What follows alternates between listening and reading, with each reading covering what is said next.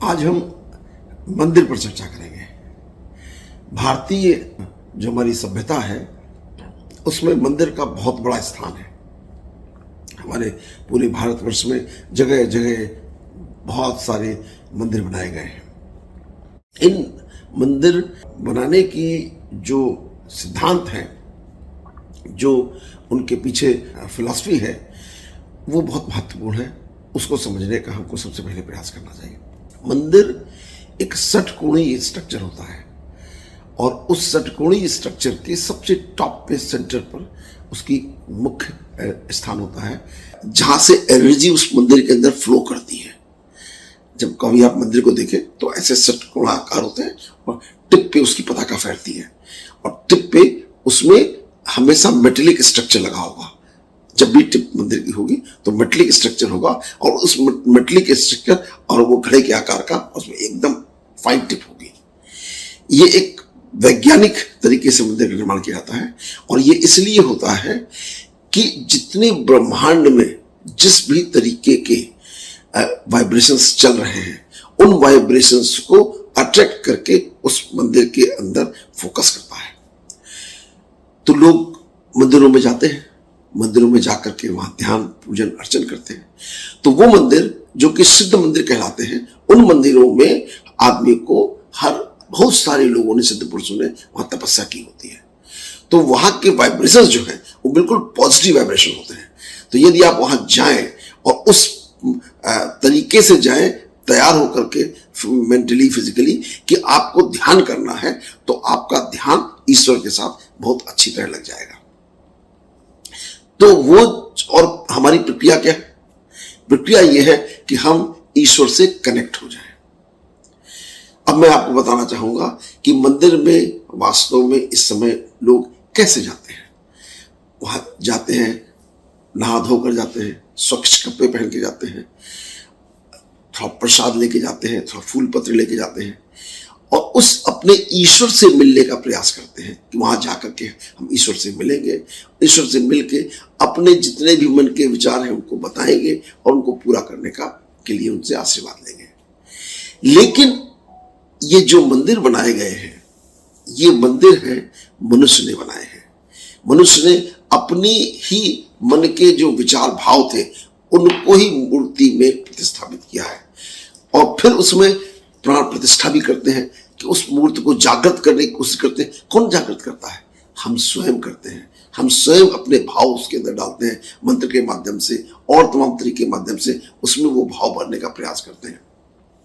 लेकिन मंदिर में ये सारे काम तो हम शारीरिक रूप से करते हैं, लेकिन अगर मंदिर का संधि विच्छेद करें तो मन के अंदर मंदिर है।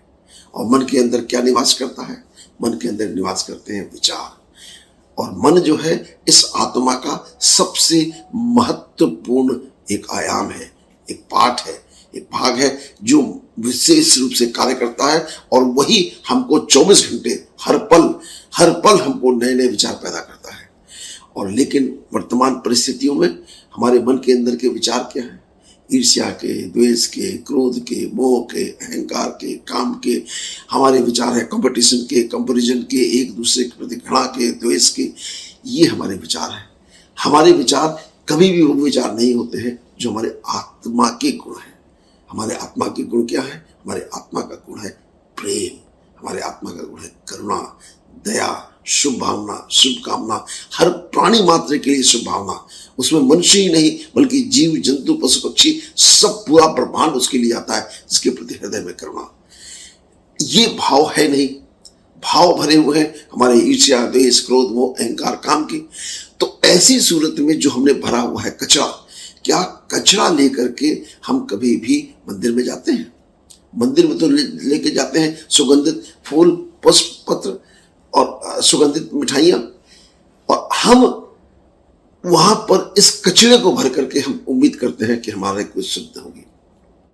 मंदिर हम 24 घंटे 365 दिन साथ लेके चलते हैं। मन हमसे कभी अलग नहीं होता है, मन हमारे साथ रहता है और जो मन का स्थान है वही मंदिर है। तो आप विचार करिए एक सेकंड के लिए कि आप अपने मन के मंदिर में रखते क्या है? सिर्फ और सिर्फ ईर्ष्या, द्वेष, क्रोध, मोह, अहंकार, काम, ऐसे विचार हैं जिन विचारों को हमको अपने मन के अंदर घुसने नहीं देना चाहिए। तो जब हम इन विचारों के साथ वहां पर बैठते हैं तो हमारी कैसे हमारी मनोकामना पूरी होगी? हो ही नहीं सकती पूरी, क्योंकि हमारा कनेक्शन ईश्वर के जो वाइब्रेशन है, ईश्वर की जो फ्रीक्वेंसी है, वो करुणा और प्रेम की है, सुख और शांति की है, आनंद की है। हमारी फ्रीक्वेंसी जो है ईर्ष्या, द्वेष, क्रोध, मोह, अहंकार की है। तो ये दोनों की दोनों एक दूसरे से मेल नहीं खा सकती। जब फ्रीक्वेंसी मेल नहीं खाएगी तो आप कैसे उसे मेल कर सकते हैं? आप अपना मोबाइल जानते हैं, जहां मोबाइल की फ्रीक्वेंसी और टावर की फ्रीक्वेंसी एक हो जाती है तब काम करती है। लेकिन अगर दोनों फ्रीक्वेंसी अलग अलग है तो मोबाइल चलेगा ही नहीं आपका। तो हमारा ये चलता फिरता मोबाइल जो है, जो सर्वश्रेष्ठ वर्ल्ड का, इस पूरे ब्रह्मांड का सर्वश्रेष्ठ मोबाइल है, ये कैसे काम कर सकता है? और इसके अंदर की फ्रीक्वेंसी में कोई परिवर्तन नहीं, कोई गड़बड़ नहीं हो सकती है।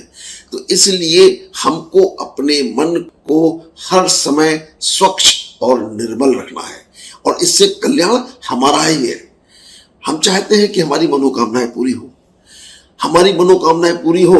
हम इसके लिए जगह जगह भटकते हैं, किसी मंदिर में जाते हैं, किसी मस्जिद में जाते हैं, किसी गिरजाघर में जाते हैं, कहीं कहीं जो भी पैगंबर, फकीर, किसी का ना किसी के यहाँ जाते हैं कि हमारी मनोकामना पूरी कर दें।